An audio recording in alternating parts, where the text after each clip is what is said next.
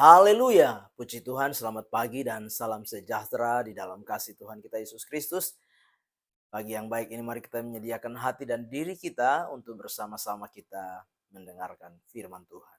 Mari kita berdoa.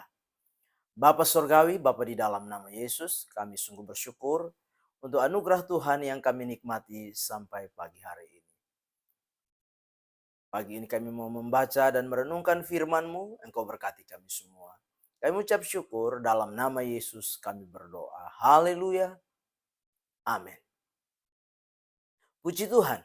Tema firman Tuhan pagi hari ini yaitu sikap orang-orang yang diselamatkan. Sekali lagi tema firman Tuhan yaitu sikap orang-orang yang diselamatkan. Nah, Bapak Ibu jemaat yang kekasih di dalam Tuhan kita Yesus Kristus.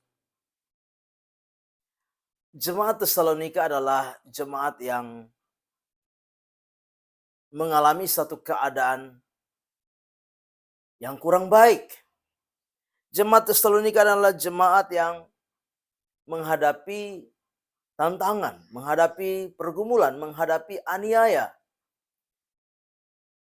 Bahkan karena keadaan aniaya yang luar biasa mereka alami, sehingga mereka berpikir bahwa seolah-olah Yesus sudah mau datang kali yang kedua. Nah, di tengah-tengah keadaan, di tengah-tengah kondisi mereka menghadapi satu keadaan penganiayaan, menghadapi keadaan penderitaan. Maka Rasul Paulus menulis surat kepada mereka. Khususnya di dalam 2 Tesalonika 2 ayat 13 sampai 17 memberikan nasihat kepada mereka sebagai orang-orang yang sudah dipilih oleh Tuhan, sebagai orang-orang yang sudah ditebus oleh Tuhan lewat karya salib Kristus. Mereka yang dari mulanya ditentukan Tuhan, dipilih Tuhan untuk menerima kemuliaan Tuhan.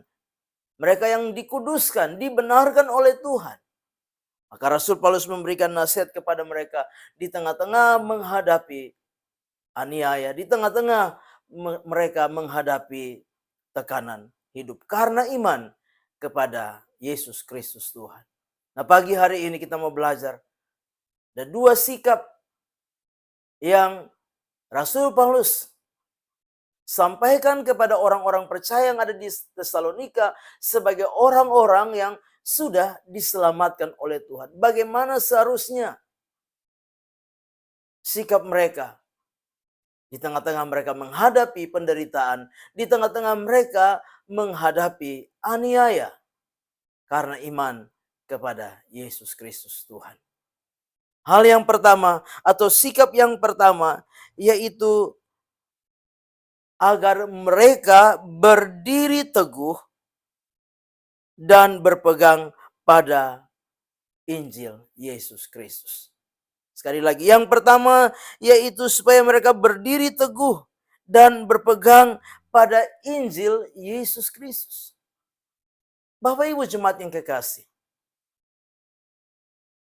sebagai orang-orang yang sudah diselamatkan, sebagai orang-orang yang sudah percaya kepada Kristus, di tengah-tengah menghadapi pergumulan, persoalan, tantangan kehidupan ini, firman Tuhan sebagaimana nasihat Rasul Paulus bagi orang-orang percaya yang ada di Tesalonika, supaya kita juga berdiri teguh dan berpegang kepada Injil Yesus Kristus.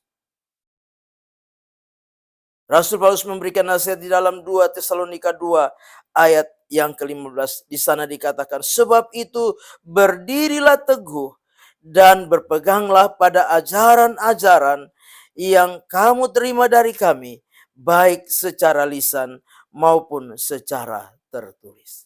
Jadi ini yang Tuhan mau. Ini yang Tuhan ingin setiap kita sebagai orang percaya, orang-orang yang sudah diselamatkan, sebagaimana orang-orang percaya yang ada di Tesalonika, itu apa, kita berdiri teguh dan apa, berpegang kepada Injil Yesus Kristus. Kita percaya bahwa Injil adalah apa? Berita sukacita. Injil adalah kekuatan Allah yang mampu menyelamatkan saudara dan saya. Hanya Injil yang akan membawa kita mengenal Kristus Yesus sebagai Tuhan dan Juru Selamat. Sehingga apa? Pada akhir daripada perjalanan kehidupan kita, kita akan menerima kemuliaan yang Tuhan sediakan bagi saudara dan saya. Sikap yang kedua yang harus kita lakukan sebagai orang-orang yang sudah diselamatkan oleh Tuhan, yaitu meyakini bahwa Allah yang sudah memilih kita di dalam Yesus Kristus, Dia akan tetap mengasihi kita, Dia akan tetap menganugerahkan penghiburan dan kekuatan kepada setiap kita. Bapak Ibu jemaat yang kekasih, kita harus meyakini di dalam hidup kita bahwa kita tidak berjalan seorang diri. Ketika kita percaya kepada Yesus, maka Dia akan mengaruniakan penghiburan, Dia akan mengaruniakan kekuatan, Dia akan mengaruniakan pengharapan yang baru di dalam setiap kehidupan kita. Menjalani kehidupan kita sebagai orang-orang percaya. Apapun keadaan, apapun kondisi, apapun situasi.